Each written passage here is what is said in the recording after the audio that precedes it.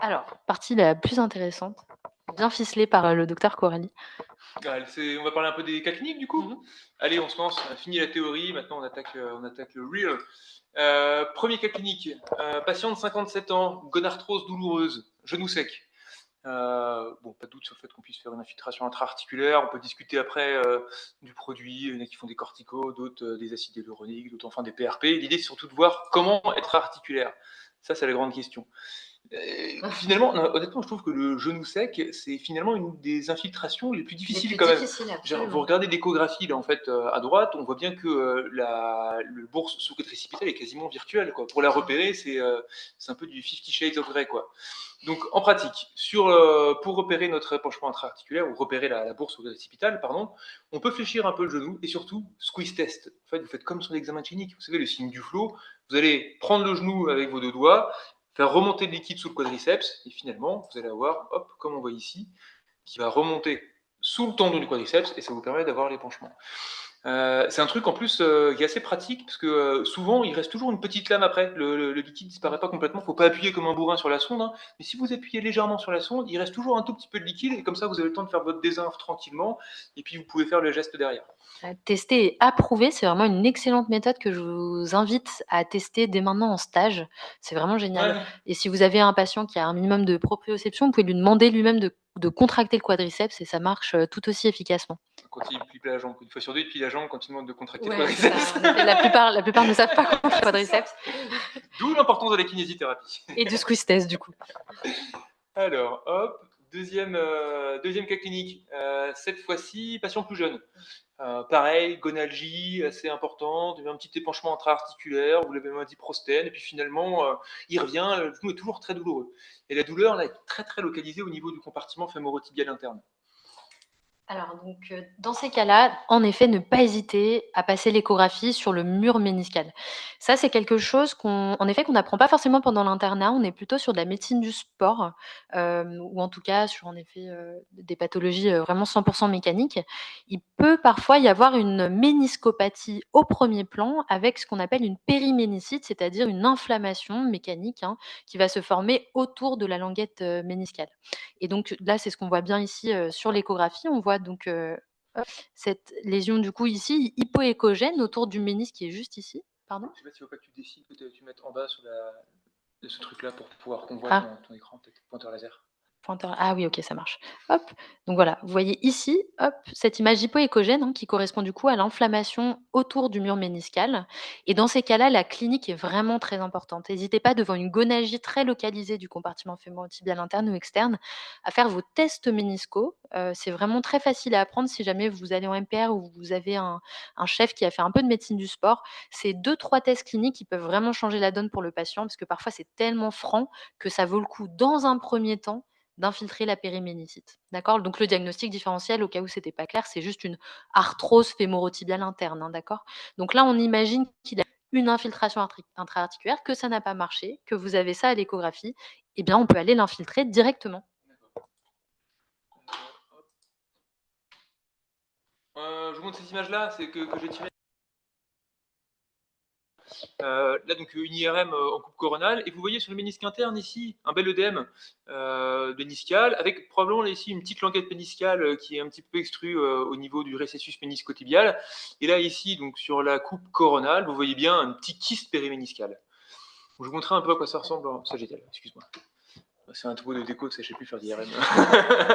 Donc, pour vous montrer, du coup, c'est une échographie d'un patient que j'ai vu au cabinet. Vous voyez du coup ici le ménisque, et on voit bien ici une petite languette méniscale ici qui est extrue avec une petite fissure au niveau du ménisque. Alors, pour être honnête, on m'aurait montré ça il y a quelques années, j'aurais pris l'orateur pour un gros mytho. Du coup, je vous montre la coupe contralatérale, et on voit bien sur le ménisque contralatéral que, effectivement, il n'y a, a pas de fissure, hein. Et on revoit encore ici là, cette petite languette méniscale qui est extrue. Donc, on peut l'infiltrer du coup, hop, dedans. Je te laisse poser la technique. Oui, alors en effet, plutôt sur un genou en rotation externe, plus ou moins fléchi, a priori. L'habitude de les mettre en flexion. Tant que vous êtes à l'aise et que vous voyez la lésion, il n'y a pas de règle. Prenez plutôt une aiguille sous-cutanée orange, d'accord, pour faire le moins mal possible au patient. Et puis vous piquez dans le plan de la sonde. C'est vrai que votre aiguille va arriver très parallèle, donc c'est un geste qui est en plus Donc très utile, mais très facile à réaliser, hein, en pratique. Et dans ces cas-là, on peut mettre soit une demi-ampoule de diprostène, soit un cc d'hydrocortensile, en effet, pour éviter l'atrophie sous-cutanée, parce qu'on est quand même très superficiel. Et même, vous pouvez vous amuser à rajouter un petit demi-cc de xylocaïne pour faire votre test anesthésique. Et là, généralement, c'est assez probant, hein. C'est-à-dire que le patient a vraiment une régression complète de ses douleurs quand la douleur est en lien avec une périménicite. Donc on vous invite, vivement à l'évoquer, chez vos patients. N'hésitez pas à mettre un petit coup de Doppler aussi, parfois il y a une petite artère qui se balade dans le coin, donc c'est Ah ouais, toujours bien d'éviter. absolument. Hop, cas numéro 3, kyste poplité. Donc sa patient 60 ans, gonalgie, contexte de gonarthrose, il fait des épanchements récurrents. Il vient pour une douleur très postérieure et vous retrouvez un kyste à la palpation. L'écho vous retrouve cette image-là qui correspond à un kyste poplité, un gros kyste. Qu'est-ce que vous faites? La grande question qu'on se pose toujours, c'est est-ce qu'on ponctionne, on infiltre en intra-articulaire, on infiltre le kyste? Et ben Leslie peut nous répondre. Je vais essayer de vous répondre. Donc en effet, tout ce qu'on va vous dire là, il n'y a pas vraiment de consensus, hein, mais c'est disons un peu du bon sens qu'on va essayer de vous résumer là. Donc le geste est débattu. Déjà, sachez qu'un kyste poplité qui n'est pas symptomatique, vous n'y touchez pas. Il n'y a aucun intérêt à ponctionner, infiltrer un kyste si le patient ne s'en plaint pas. Il n'y a pas de risque de septique ou voilà, d'inoculation, vous ne touchez pas. En revanche, si le kyste est gênant, là, en effet, on ne sait pas trop quoi faire. La pathogénèse, elle aide à réfléchir dans ce contexte-là, c'est-à-dire que dans 50 des cas, il va y avoir une communication entre le kyste et l'intra-articulaire, d'accord? C'est-à-dire qu'il y a un effet valve. Lorsqu'il y a un épanchement dans le genou, ça crée une augmentation de la pression intra-articulaire, ce qui va ouvrir la valve. Il va y avoir une fuite du liquide articulaire dans le kyste. Dans ces cas-là, on se dit que, ça vaut le coup d'aller traiter la chondropathie, c'est-à-dire l'arthrose, ce qui est à l'origine de la production de liquide articulaire. Donc il vaut mieux dans ces cas-là ponctionner puis infiltrer votre articulation. En revanche, dans la moitié des cas, il n'y a pas de communication avec le kyste, d'accord? C'est-à-dire qu'on suppose une pathologie vraiment c'est-à-dire c'est une bourse, hein, c'est une bourse poplitée. On suspecte une pathologie liée à la bourse, OK? Donc si vous avez un genou sec et un kyste poplité douloureux, et bien dans ces cas-là, on peut suspecter qu'il n'y ait pas de communication avec l'articulation. Il vaut mieux donc ponctionner le kyste et l'infiltrer. Dans une étude réalisée en 2012, on se rend compte en effet que l'injection intrakystique est plus efficace que l'infiltration intra-articulaire. Donc à raisonner au cas par cas et avec vos chefs, c'est vrai qu'avec Romain, tu me corriges si je me trompe, mais en cas de liquide, d'épanchement intra-articulaire plus un kyste, dans ces cas-là, on s'occupe du genou. Et si votre genou est sec, vous ponctionnez et infiltrez le kyste. Tu es d'accord avec ça? On fonctionne le kyste en général en plus quand il est douloureux et que tu as un épanchement intra-articulaire de Oui, genou. Mais tout à fait. Si vous avez le temps de l'associer, c'est d'autant mieux, absolument.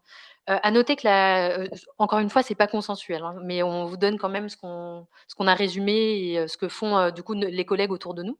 La chirurgie, on la propose pas, hein. Il y a énormément de récidives et il y a des complications post-opératoires. J'ai jamais trouvé un chirurgien qui voulait qui voulait s'occuper d'un kyste, donc c'est essentiellement un traitement, rhumatologique, hein. C'est quelque chose auquel vous êtes beaucoup, confrontés. On va s'attaquer maintenant au membre supérieur, l'épaule. Donc là, on vous a fait 3 cas cliniques pour des douleurs d'épaule, pour s'intéresser un peu aux lésions tendineuses de la coiffe de rotateur. Donc on a pris que des supraépineux, puisque c'est le premier tendon qui est lésé dans la coiffe de rotateur. On pourrait faire un topo entier rien que sur ce sujet-là. Mais on a pris 3 situations. La première, rupture profonde, non transfixante du supraépineux. La deuxième, rupture superficielle, du coup non transfixante. Et enfin, une transfixante. On va voir un peu chacune des situations. Mais d'abord, une petite digression du jour. Comment reconnaître une fissure tendineuse? Alors, c'est assez intéressant, un truc qu'on n'avait pas du tout appris pendant l'internat. Une fissure tendineuse, on peut l'avoir de plusieurs manières. Déjà, c'est une image hypoécogène qui est dans le tendon. Je vous montre cette coupe ici, là. On voit très très bien à ce niveau-là. Hop, avec le signe du rond rouge, on voit bien la petite zone hypoécogène qui correspond à la fissure tendineuse. Okay. Deuxième chose, je vous rappelle que les tendons sont des structures qui sont anisotropes. C'est-à-dire que les tendons étant fibrillaires, si jamais le faisceau sonore n'est pas perpendiculaire au tendon, il est absorbé par celui-ci, et du coup on voit une image noire, ce que vous voyez ici sur la partie gauche du tendon supraépineux. Okay. Si vous avez une rupture, il y a une désorganisation des fibres, elles sont plus fibrillaires, et dans ces cas-là, vous avez une rupture de l'anisotropie. On le voit déjà un petit peu sur l'image ici, là, la partie inférieure du tendon, et hop, je ne sais pas si je peux enlever le pointeur et nous mettre parfait. Et vous voyez bien ici la zone inférieure du tendon qui a une perte de l'anisotropie. C'est l'image de tout à l'heure, on voit bien la fissure tendineuse en plus. Je vous la remets pour que vous puissiez bien la voir. Hop, Et donc là, on est sur une rupture profonde, probablement non transfixante, du supraépineux. Troisième chose, si ça veut bien marcher, ouais, c'est des artefacts hyper écogènes en regard de l'anthèse. Je vous remets ça. Ici, là, vous avez votre tendon supraépineux, et puis vous avez un petit décroché comme ça au niveau de la. C'est un truc assez classique qu'on peut avoir dans les tendinopathies. C'est en fait par fenêtre de traction. Vous avez une dégénérescence du tendon, vous allez avoir une espèce de petit arrachement en fait de l'anthèse sur les tractions répétées du tendon, et ça vous fait ces petites encoches comme ça qu'on peut avoir à l'intérieur du tendon. Hop, exemple typique, ici, voilà, vous avez des tendons épicondyliens. Alors je suis désolé, hein, l'image n'est pas magnifique, j'aurais pu mieux la centrer, mais vous voyez très bien ici là, la corticale au niveau enfin l'anthèse, pardon, au niveau du tendon qui est complètement arraché. Et puis sur l'image de droite, même cette image hypoécogène au niveau du tendon, on voit l'arrachement des tendons épicondyliens. Revenons à nos moutons. Donc, rupture, du coup, non transfixante, super profonde du supraépineux. Alors, c'est vrai que ça, on n'en parle pas du tout pendant l'internat, mais si vous arrivez à mettre en évidence une rupture profonde, préférez dans ces cas-là une infiltration intra-articulaire qui va, de manière assez, évidente, communiquer beaucoup plus facilement avec votre lésion. Donc préférez une infiltration dans l'épaule en première intention. La BSAD est possible, c'est d'ailleurs à mon avis ce que tout le monde fait en pratique sans trop se poser la question, mais c'est vrai que de là à ce que le produit, dans votre bourse communique jusqu'à la lésion sous-jacente à la phase profonde, quand même, il y a un gros trajet à faire, nettement moins que si vous passez en intra-articulaire. On vous a quand même mis, grosso modo, pour toutes les lésions fissuraires des tendons, on peut évidemment discuter soit de l'acide hyaluronique, soit du PRP dans la bourse, voilà, selon, nos habitudes un peu pratiques, même si c'est pas ce qu'on fait encore aujourd'hui, hein, en première intention. La littérature, hein, c'est encore discuté actuellement. Petit point d'ailleurs, comment réaliser une infiltration intra-articulaire d'épaule? Alors, moi, pour faire une intra d'épaule, je mets toujours les patients en décubitus latéral. Je passe toujours par voie postérieure pour éviter toutes les structures vasculaires et nerveuses. Et en fait, donc, vous voyez cette coupe-là, vous avez donc la tête humérale à ce niveau-là, vous avez le labrum ici, la glène à ce niveau-là, et votre infraépineux qui coiffe votre tête. L'idée en fait de l'infiltration, ça va être de piquer et d'aller au contact sous l'infraépineux, vous allez être en intra-articulaire, mais sans taper le labrum. D'accord?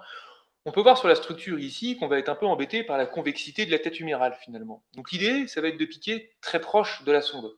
Sur une infiltration d'épaule, je dis toujours, on n'est jamais assez vertical. Finalement, c'est une infiltration, on ne voit pas très bien le bout de l'aiguille. Hein. Je vous remonte ici sur une coupe anatomique. Vous avez donc l'humérus ici, le labrum, la glène, et puis vous allez comme ça coiffer l'humérus pour aller vraiment au contact du cartilage. Hop, deux coupes, hop, d'échographie. Une première pour vous montrer en plus que sur cette coupe-là, vous voyez que ici, là, je mets une petite pause, et vous voyez qu'à ce niveau-là, finalement, l'aiguille, au début, elle rentre pas très droit. Hein. Vous voyez que mon aiguille, là, si je vise tout droit, je suis en train de taper le labrum. C'est pas un problème, je me repère, j'ai vu le bout de mon aiguille, hop, donc je vais ressortir mon aiguille un petit peu, me reverticaliser, et finalement, vous voyez, on perd infiltration, après, l'image de corticoïde qui fuse, hop, à l'intérieur de notre glène sous le labrum. Et si certains se disent encore, «Je sais pas comment il fait pour voir l'aiguille», C'est ça. sachez que si certains la voient pas, c'est tout à fait normal que Romain, tu peux nous la montrer. Essayez de regarder les tissus, d'accord? C'est essentiellement le mouvement des tissus qui va vous permettre de localiser votre aiguille et ça, c'est simplement il faut éduquer ses yeux. Il faut chercher son aiguille encore et encore et ça va être de plus en plus facile. Donc est-ce que Romain, tu peux nous remontrer l'aiguille sur peut-être l'image de droite? Ici, là, hop, on la voit qui rentre pas. Et sur l'image là, probablement que l'aiguille est, probablement que l'aiguille est sûrement sur le bord de l'épaule. Franchement, on la voit pas très bien. Voilà. Probablement qu'elle doit se balader ici, quoi. Ouais, on Elle la doit être devine ici, là, quoi. quand même, Ouais, c'est ça, elle doit être tout ici. à fait. Hop. Voilà, je voulais juste préciser pour ceux qui se mais C'est clair. où est l'aiguille? On invente des aiguilles. Ok, hop. Maintenant, on est sur la rupture superficielle, non Non transfixante. transfixiante, tout à fait. Bon, bah, dans ces cas-là, la lésion est beaucoup plus superficielle, donc évidemment, c'est, plutôt naturel de s'orienter vers, l'infiltration de la bourse, surtout si on a une petite rupture partielle. Si on a une fissuration importante, c'est vrai que là, on se lance sur l'infiltration des tendinopathies d'épaule, comme si c'était, comme si c'était ce qu'on faisait en première intention. N'oubliez quand même pas qu'une tendinopathie mécanique, c'est un traitement en kinésithérapie dans un premier temps, hein. Dans les recommandations, c'est même à peu près 6 mois de kinésithérapie. En pratique, on y va un peu plus vite parce que les patients ont mal, mais tentez toujours la kiné, d'accord? D'autant plus si vous avez une fissuration qui est importante, on vous le rappelle, il y a un risque de rupture tendineuse, hein, après une infiltration, d'autant plus s'il y a une fissuration préexistante. Voilà, donc BSAD, en cas de fissuration superficielle. Si fissuration importante, c'est possible, mais attention, traitement médical, toujours dans un premier temps. Kiné, pardon, kiné dans un premier temps. Petite, astuce pour les patients qui ont des douleurs, des épaules, et que vous infiltrez, qui sont toujours très douloureux, pensez à l'acromioclaviculaire, une petite articulation qu'on oublie un peu trop souvent. Le cross arm test. Exactement. Hop, Oui, tu passé vite. ouais. Non, donc pensez-y, c'est vraiment un diagnostic différentiel qui est, comment dire? Non rare, d'accord?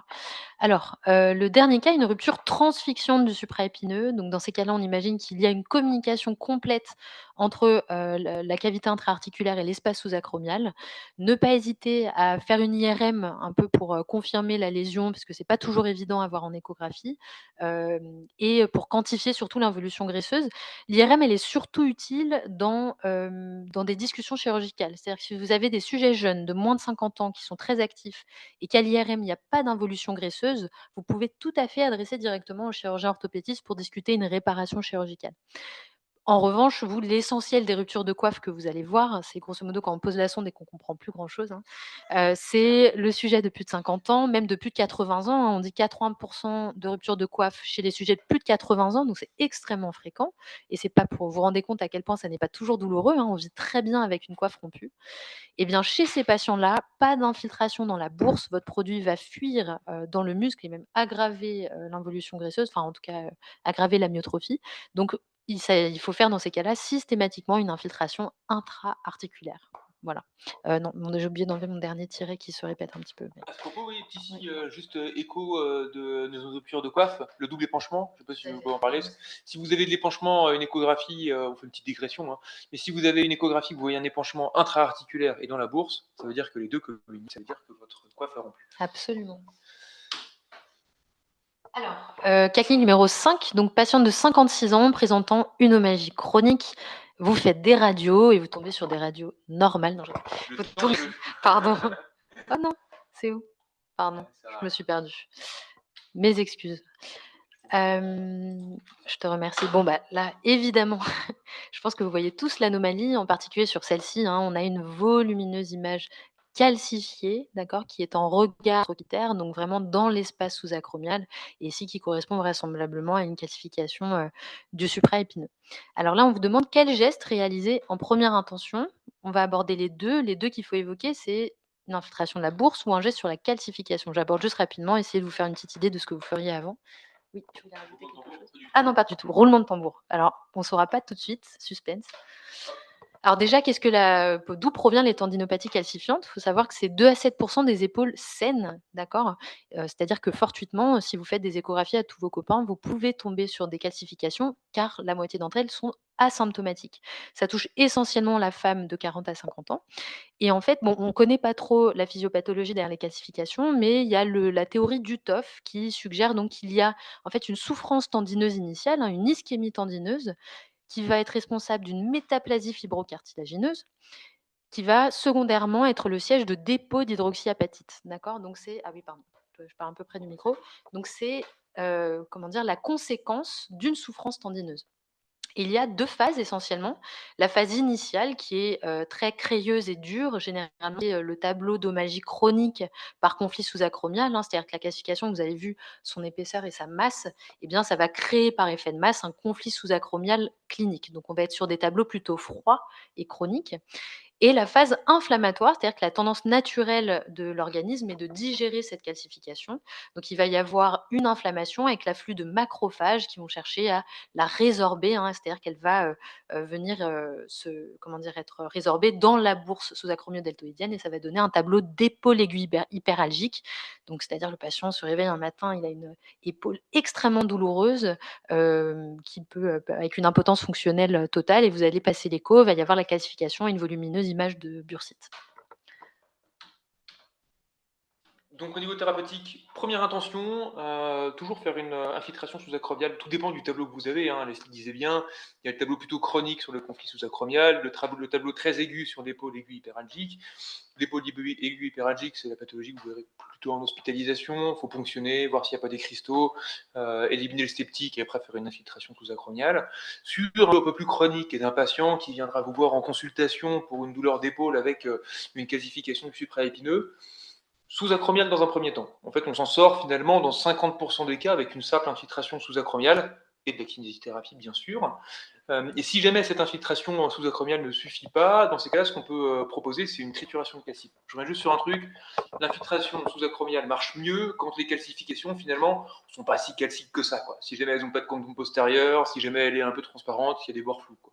Ouais, si elle paraît très molle, finalement, c'est là que la BSAD a plus de chances de réussite. Plus elle va être dure avec un cône d'ombre et moins il y a de chances de réussite. Voilà. Mais toujours quand même BSAD, tu es d'accord Romain, hein, toujours la BSAD dans un Ouais. premier temps. Dans un deuxième temps, ce que vous pouvez proposer après, c'est peut-être pas des gestes que vous ferez forcément pendant l'internat au début, mais ça peut être intéressant pour les chefs de clinique ou les assistants qui nous regardent. On peut faire après des ponctions aspiration de la calcification. Cette ponction aspiration, elle marche plutôt bien sur les grosses calcifs qui sont bien dures, avec un beau condom postérieur et qui font plus d'1 centimètre. L'idée, en fait, c'est qu'on va aller infiltrer un produit d'anesthésion à l'intérieur de la bourse et on va, par effet de pression, essayer de vider l'intérieur du contenu calcique de la bourse. Dans les suites du geste, en fait, on va avoir une communication entre le compartiment de la bourse sous-acromiale et la calcification pour qu'elle puisse se vider. Je vais vous montrer des images. Matériel, je reviens rapidement dessus, mais moi j'utilise donc des aiguilles APL pédiatriques de 20 gauges. C'est des aiguilles qui sont qui font 30 mm, donc qui sont pas trop longues et qui ont l'avantage d'avoir un mandrin pour que si le bout de l'aiguille est plein de calcification, vous puissiez passer le mandrin et la vider. J'utilise donc l'axilo et du diprostène. Je vous montre les images rapidement. Hop, hop, hop, hop, hop. Appariteur, s'il vous plaît. Hop, donc là vous avez une première image de trituration là à gauche, vous voyez la calcification, l'aiguille qui est du coup à l'intérieur de la calcification, et on voit un peu comme un cœur qui bat. C'est parce qu'en fait, au moment du geste, ce que je fais, c'est que j'injecte du laxylocaïne dans la calcification, je mets un peu de pression, et après je libère la pression en lâchant mon doigt, et du coup ça renvoie le produit calcique à l'intérieur de la seringue. On peut peut-être montrer les contours de la calcification pour que ce soit clair pour tout le monde. Bien sûr, bien vu. Elle est ici la calcification. Voilà, donc c'est le cône postérieur, hein, c'est pour ça que vous ne la voyez pas dans son ensemble, mais on devine bien du coup la coque. Merci. Elle est magnifique cette image. Et là, deuxième, c'est la même calcif. Vous voyez effectivement que l'intérieur de la calcification, c'est un peu plus tard, est un peu en train de se vider, moins dense. On voit un peu le bout de l'aiguille là. Et dans les suites, en fait, on va mettre un diprostène au-dessus de dans la bourse. Ce qu'on va chercher à avoir, hop, on va chercher à récupérer ce liquide-là. Là, du coup, c'est la calcification, le liquide de calcification que j'ai récupéré pendant le geste. Vous voyez qu'il faut prendre juste une petite astuce. Il vaut mieux prendre des seringues qui sont vissées. Comme vous mettez un peu de pression, ça évite de faire l'effet bouchon de champagne dans dans la salle d'infiltration. Ça fait mauvais genre. Donc voilà, on récupère du coup ce produit, puis au final, on va mettre le corticoïde pour permettre à la bourse de se vider tranquillement, la calcification, pardon, de se vider dans la bourse, et puis on prévient la résorption de calcif avec notre diprostène. Cas clinique numéro 6, je crois que c'est le dernier sur l'épaule. On aurait fait l'épaule en long, en large, en travers, là. Ah oui, alors patient de 55 diabétique de type 2 qui décrit une douleur de l'épaule gauche évoluant depuis plusieurs mois. Cliniquement, les amplitudes actives et passives sont limitées. Là, on est presque sur de la fin d'externat. La radio est normale, diagnostic. Alors, je vais juste revenir sur cette. Je pense qu'on va pas mettre du suspense, c'est une capsule très tactile. Hein. Je vais juste revenir sur l'IRM. Ouais, c'est ça. Juste revenir sur l'IRM et sur les décrits sur l'IRM, que personnellement, je ne sais pas pour toi, Leslie, mais je vois jamais. Sur l'IRM? Ouais. Ouais, c'est comme ça, on le devine, c'est les yeux de la mauvaise foi. Ouais. C'est vrai que c'est tellement clinique finalement la capsulite que finalement on s'en sort, mais en effet, c'est souvent très difficile à voir. Et vous avez souvent un petit hypersignal comme ça dans l'intervalle des rotateurs qui peut parfois être décrit à tort par le radiologue comme étant une tendinopathie du supraépineux. En fait, voilà, c'est classique de capsulite. Et donc dans ces cas-là, en effet, privilégier une infiltration intra-articulaire dans un premier temps c'est-à-dire par un dérivé cortisonné, hein. Vous faites une infiltration d'épaule par diprostène. Vous savez que l'autre alternative, c'est de faire une capsulodistension, où là, on va venir, donc c'est le même geste, mais on va venir pousser notre produit, donc c'est de la xylocaïne, pour venir distendre la capsule. Et bien, on se rend compte que cette capsulodistension, elle est intéressante qu'à court terme et qu'en réalité, elle n'est pas supérieure à une infiltration classique.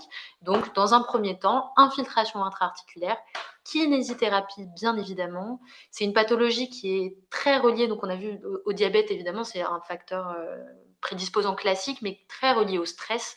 Donc, pensez à rassurer vos patients et à leur dire que la guérison est complète dans 100% des cas, hein. Ça n'est qu'une question de temps dans la capsule rétractive, donc vraiment ne mésestimez pas la réassurance qui est très importante. Ouais, c'est ce que je dis aux patients en général, c'est que ça va soulager surtout sur les réveils nocturnes. Exactement, je leur dis exactement la même chose. L'objectif, c'est de soulager les réveils nocturnes et le taf de 90% du boulot, c'est la kinésithérapie, quoi. Bien insister Absolument. dessus. Voilà. On revient à notre disclaimer du début, hein. Ouais, La boucle est bouclée. Ça, c'est une petite image d'infiltration intra-articulaire que j'ai chopée sur les coupes d'un étudiant au début de Nantes. Là. Vous voyez ici donc la belle image qu'on voit d'habitude avec le pointeur. Vous voyez ici la tête du coup de l'humérus, de labrum comme tout à l'heure, et l'aiguille ici qui va coiffer la tête. Alors là, en l'occurrence, il a réussi à faire une infiltration où on voit bien l'aiguille, ce qui est franchement pas mal. Peut-être qu'on pourrait se dire à la limite qu'il est un petit peu proche de l'anthèse du supraépineux. Écoutez, ça fait le taf, hein, il est à l'intérieur, et puis il va aller faire son infiltration de corticoïdes. Quand je fais une infiltration, je ne sais pas pour toi Leslie, mais une infiltration de capsulite rétractile, je mets toujours un peu plus de xylo que d'habitude, parce que finalement le diagnostic de la capsulite, c'est la clinique et surtout le reflux. C'est-à-dire que quand vous faites une capsulite rétractile, quand vous injectez votre xylocaïne, au bout de 3, 4, 5 cc, vous allez avoir un reflux de la xylocaïne, et si vous décoaptez votre seringue de l'aiguille, vous allez avoir un petit jet d'air qui va sortir, ça va couler. Ça montre qu'il y a un problème de diminution du volume de votre capsule, et ça signe la capsulite rétractile. Geste très sympa d'ailleurs. Ouais, Très agréable d'avoir ça en reflux. Faut être serein sur le sceptique, après je dis voir ça sort, ça ne rentre pas. Ouais. Oui, voilà. Alors. Et enfin, non, il nous en reste encore 2. Ouais. On a un patient de 58 ans avec des lombalgies inflammatoires qui évoluent depuis 4 mois sans radiculagie. Et le patient est très bien soulagé par les anti-inflammatoires prescrits par le médecin traitant. Évidemment, lombalgie inflammatoire, vous faites une IRM. Et ce que vous allez trouver dans la majorité des cas, bien plus que vous n'avez trouvé de spondylarthrite ou de spondylodycite, vous allez tomber sur ce cas très classique, fréquent, de discopathie modique 1. C'est une classification, je pense, que vous avez dû commencer à aborder. Donc modique 1, qui est la phase inflammatoire de la discopathie, où on a un hypersignal en miroir des plateaux, donc en hypersignal STIR, d'accord, sans dicite et sans épidurite, qui va vous permettre assez sereinement de conclure discopathie modique plutôt que spondylodicite.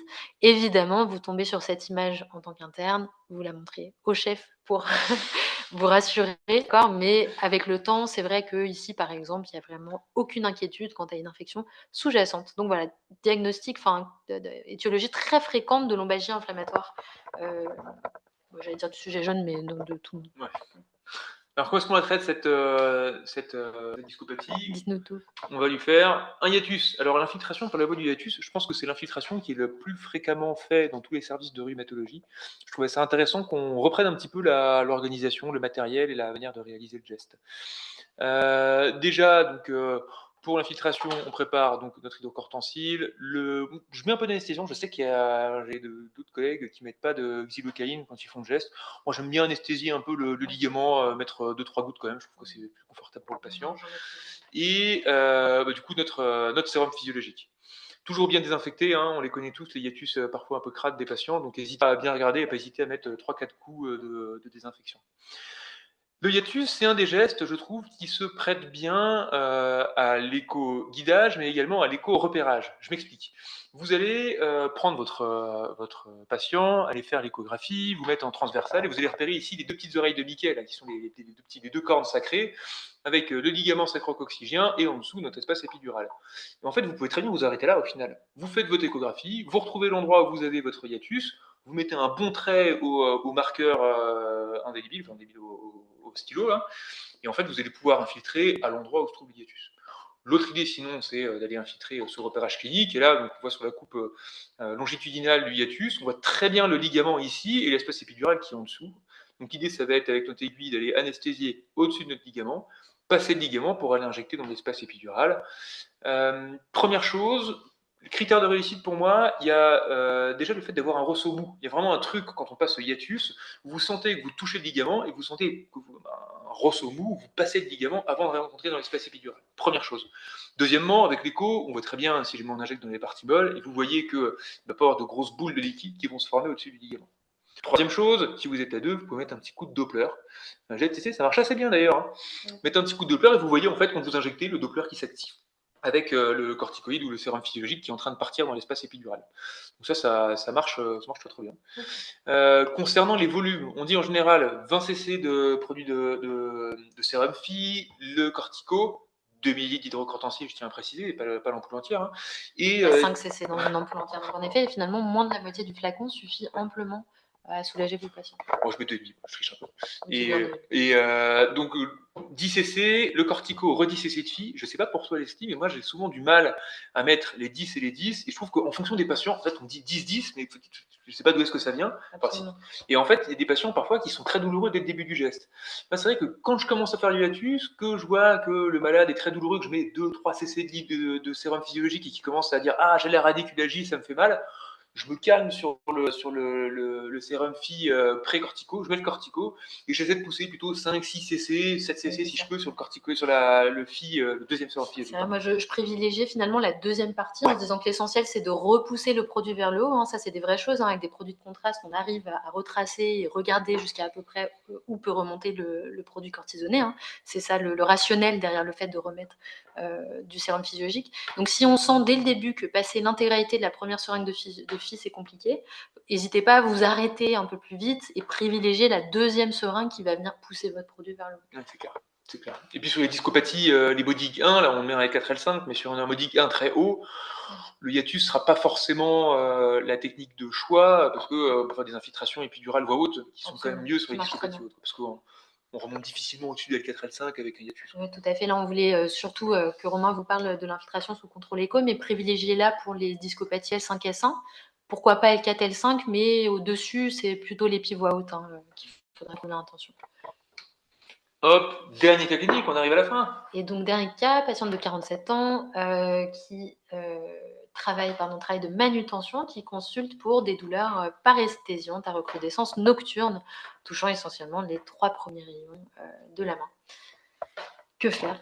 Donc évidemment, c'est un diagnostic de canal carpien et Romain va nous raconter un peu les critères écho et la méthodologie d'infiltration. Oui, non, pas de gros suspense, on n'est pas vraiment pas sur... D'ailleurs, je sais pas pour toi, mais le canal carpien, j'ai souvent des patients qui viennent me voir avec des canaux carpiens et qui décrivent des douleurs qui remontent. C'est la seule douleur tronculaire, je trouve, où tu as une compression au poignet, ils peuvent te dire des douleurs qui remontent parfois jusqu'à l'avant-bras. Ils sont quand même bien soulagés par le canal carpien. Absolument. Ce qui peut vous aider, bon, déjà l'EMG qui est bien sûr l'examen de choix, l'écho peut être intéressante. J'ai retrouvé cette étude-là, justement, où il y a des critères pour diagnostiquer les canaux carpiens. Je le fais en pratique, ça m'aide quand même pas mal. Le CSA, c'est la mesure du diamètre du nerf, en fait. Vous allez mesurer le diamètre de votre nerf au niveau du canal carpien, un peu en amont pour pas être en haut, il est très comprimé. Hein. Et si votre nerf fait plus de 12 mm², c'est un critère assez fort en faveur d'un canal carpien. Le swelling ratio, c'est mesurer la taille de votre nerf médian au niveau du canal carpien et à l'avant-bras. Chez les patients, par exemple, qui sont un peu en dehors des abacs, très gros ou très petits, ça peut être intéressant pour pouvoir vous donner des indices. Et puis, décrit dans la littérature aussi un aspect d'épineurium épaissi, un aspect un peu polylobé du nerf qui pourrait montrer sa souffrance, ce qu'on voit aussi assez régulièrement. Comment on fait l'infiltration, du coup? Pour l'infiltration du canal carpien, on passe depuis la voie ulnaire vers la voie radiale. Pourquoi? Parce qu'on a l'intervalle de sécurité. Et on passe... Ça nous permet d'éviter du coup, l'artère ulnaire. D'accord? On va passer ici, au-dessus de l'artère ulnaire et au niveau du nerf médian. Okay. Hop, je vous mets une petite image ici de l'infiltration. On voit hop, le nerf médian ici et l'aiguille qui va déposer le produit juste en dessous du nerf. Dans la littérature ou dans les présentations, il y a certains rhumatologues aussi qui vont infiltrer en bas le produit, qui vont faire une hydrodissection en injectant en haut, au-dessus. Donc ça se fait aussi. Exactement, le signe de Donnet, c'est ça. À noter sur cette infiltration, généralement, vous craignez le risque de lésion neurologique. Évidemment, n'allez pas transpercer votre nerf médian. En revanche, c'est un geste qui est plutôt très facile à réaliser. On voit très très bien l'aiguille et le pire qui vous arrive, c'est de faire un contact avec le nerf médian. Donc, le patient va ressentir des décharges électriques. Je me souviens très bien du jour où ça m'est arrivé à la Riboisière et j'ai fait une panique toute la nuit en me disant il va finir complètement Amyotrophié avec un déficit moteur le lendemain, pas du tout. L'idée, c'est déjà de rester très calme, de rassurer votre patient. C'est complètement OK de faire un contact avec le nerf. Vous reculez simplement un petit peu votre aiguille et vous continuez d'infiltrer. Voilà. Mais pas de risque de paralysie motrice. Sur ce geste, faites-le juste calmement. Quand tu vois que pendant des années, on le faisait sur repérage clinique et que moi, je me rappelle mes Exactement. premières Et émissions, que on dit: «Tu tout repères allait mon bien. palmaire, tu piques tout droit», puis tu sais pas où tu es. Absolument. Donc pas de souci, Tout à fait. faire. Et bah, c'est nickel, on arrive à la fin. Et tout à fait, j'espère que ça vous a plu. On vous a mis une petite liste, de ressources pédagogiques. Romain va nous parler un petit peu plus du DIU de rhumatologie interventionnelle, celui de Nantes. Il y a le DIU Regarde aussi à Montpellier et on a rajouté du coup le petit bouquin rouge, moi je le gardais, sous d'infiltration éco-guidée, de Guérini, qui est très bien fait. Il y a quasiment tous les gestes échographiques qui sont faits dedans, quels produits utiliser, dans quelle quantité et cetera. Vraiment, je le trouve, extrêmement bien fait. Et tu peux aussi nous parler d'applications que je connais pas. L'application Guide US MSK qui est pas mal. C'est une application que vous pouvez télécharger sur votre téléphone et qui reprend toutes les voies d'abord pour les infiltrations. Donc ça peut être un truc pas mal si si vous buguez sur une voie d'abord quand vous êtes face à un patient. Vous pouvez prétexter une petite piste pour aller regarder l'application. La meilleure chose, on vous a donné plein de ressources pour pouvoir vous former. Surtout, il faut pratiquer en fait. N'hésitez pas dans les services à voilà, pratiquer à fond. Comme on l'a dit un jour, il faut bouffer du patient. De toute façon, il n'y a que comme ça qu'on apprend. Donc voilà. Puis n'hésitez pas, je vous dis, à vraiment prendre le temps d'installer les patients, faire les éco-diagnostics avant les chefs quand vous êtes jeune interne. Vous verrez que c'est comme ça que vous allez bien progresser. Ouais, les DU, il y a les DU de Nantes qui est pas mal, mais les deux en fait sont plutôt bien. Hein. Nantes qui est plutôt centré sur les infiltrations sous contrôle échographique et Montpellier qui fait à la fois de l'écho et la scopie aussi. Donc en effet, avec d'excellents retours sur celui de Nantes, hein, vous êtes beaucoup à le faire. À mon sens, pas à faire en urgence, hein, je veux dire, pas pendant l'internat peut-être, mais peut-être fin d'internat parce que vous avez le temps d'apprendre les gestes, vous avez le temps de devenir très à l'aise. Il faut valider les pendant votre coupes, il y a internat. 40 coupes à faire. Il y a énormément de coupes à faire. C'est quelque chose que vous pouvez faire en fin d'internat ou sur Sur pendant les votre remplats. clinica ou sur en effet vos remplats pendant votre master. Donc pour le coup, il y a le temps. Juste ne vous précipitez pas dessus. Hein, je dis ça pour les jeunes internes. Pour le moment, apprenez à manier l'aiguille, à manier votre sonde. Et on n'a pas parlé de l'échographie diagnostique aussi, parce qu'on a montré plein de coupes d'écho, mais au final, l'écho-diagnostic est quand même le prérequis pour faire des infiltrations. C'est vraiment. Je me rappelle, je sais pas pour toi, mais des soirées que je passais quand j'étais jeune interne, le soir après les sorties de salle, à faire des échographies pour regarder toutes les infiltrations. Le faisait ensemble, alors, Bichard, on se rappelle bien. Donc voilà, profitez bien et surtout, attends, on a mis la dernière diapo. Tout le monde. Voilà. Et ben on va passer à la partie questions. C'est vrai qu'on a un petit peu dépassé, ouais. Une vision sur le chat, donc on va découvrir un petit peu. Donc si vous avez des... Waouh, ok, on a des en abîme là. Ouais, c'est clair. Hop. Donc n'hésitez pas si vous avez des questions. Je regarde si on a... Non, a priori, peu de questions. Merci Audrey. Merci Joséphine. Audrey. C'est vrai qu'on a ouais. On n'a pas abordé... On n'a pas du... Donc si vous avez des questions sur ça, n'hésitez pas. Je pense surtout aux tendinopathie inflammatoire. On a beaucoup dit qu'il fallait éviter d'infiltrer les tendons. Une petite notion juste à rajouter comme ça, on en parlait la dernière fois, mais c'est vrai qu'on l'appelle donc inflammatoire avec une ténosynovie du Doppler chez un patient qui a un rhumatisme. Dans ces cas-là, votre geste est vraiment curatif, donc n'hésitez pas, même sur un tibial antérieur, même sur un tibial postérieur, qui sont un peu les tendons qu'on vous dit de ne jamais infiltrer. On dit que le tendon, puisque le rhumatisme est au contraire très nocif et peut entraîner des fissurations. J'ai toujours une expression qui est le patient ne marche pas sur les mains. C'est pour ça que tu es plus enclin finalement à faire une infiltration de cortico sur un tendon qui était fissuré, rebond dessus plutôt qu'au membrane. Il y a tellement de contraintes mécaniques, moins difficiles aussi. Une question, j'ai pas compris que chez les anglo-saxons, ils faisaient de la chirurgie pour la capsule rétractive. Alors là, c'est une pratique qui n'est pas du tout française. Moi, j'ai jamais vu de chirurgie de capsulite rétractile. C'est vrai que la capsulodistension, en soi, c'est ce qu'on disait avec Romain, est un geste assez traumatique en soi. Hein. C'est-à-dire que la pression que vous allez mettre, parfois, va même un peu... on se demande si elle ne va pas casser la capsule. Donc, ça reste quand même quelque chose d'assez invasif et qui pourrait s'en rapprocher. Mais en revanche, je n'ai pas de retour sur des prises en charge chirurgicales. C'est-à-dire que l'évolution est favorable dans quasiment 100% des cas, hein, si ce n'est 100% des cas. Donc, aller opérer un patient chez qui, finalement, en laissant le temps, il va récupérer tout seul, on dirait plutôt non. Hein. pas d'adressage au chirurgien. Peut-être que ce dont tu parles, Fanny, c'est les patients qui ont des tendinopathies fissuraires et c'est le chirurgien opère la fissure tendineuse avec la coiffe. Mais même Oui, ça, absolument. ça fait partie. Alors, il me semble que une capsulite rétractile, ça fait partie quand même des facteurs de mauvais pronostic pour une arthroscopie, quoi. Donc, Absolument. bonne question. Écoute, À voir. C'est ouais. vrai qu'en effet, c'est pas une pratique française. Asa, Ensuite, tu as conseillé avec des gestes filmés. je sais, je crois que eSonic, c'est la boîte dans laquelle bosse Samsung, je crois, a fait des vidéos d'infiltration. Je crois qu'il y a des trucs. Bon, après, Ouais, je sais pas si en pratique ça en vaut tout à fait la peine. Je pense que le mieux c'est d'assister aux vagues d'infiltration de vos chefs dans les différents services. En particulier, il y en a un peu partout, hein, mais franchement, il y en a quasiment dans tous les hôpitaux. Donc n'hésitez pas à vous greffer. C'est là que vous allez voir finalement le plus de gestes. Et puis on laisse l'aiguille en plus, hein. Bah oui. Si vous Et voulez. sinon, sur le bouquin, là, le bouquin de Guérini, là, dont je vous ai parlé, il y a quelques vidéos en effet des infiltrations. Voilà. Mais les photos, je trouve que les clichés finalement sont assez informatifs. L'aiguille qui est au bon endroit, etc., Ouais. finalement donne suffisamment d'informations qu'un geste filmé. Ouais. Enfin, autant qu'un geste filmé. Ok. Pas d'autres questions de votre côté? Si on a loupé le début, oui, a priori, ça a été enregistré et ça sera mis sur YouTube de ce que Dr Choulet. Série Canal. À 2h du matin quand personne regardait. C'est cool. Elle est top. Elle est top. Merci beaucoup, Fanny. Et bah, écoutez, Très bien, merci à tous. Et bien, bon courage, bon geste. Je sais pas, Katarina, si jamais tu veux un mot pour la fin ou comment tu veux ce qu'on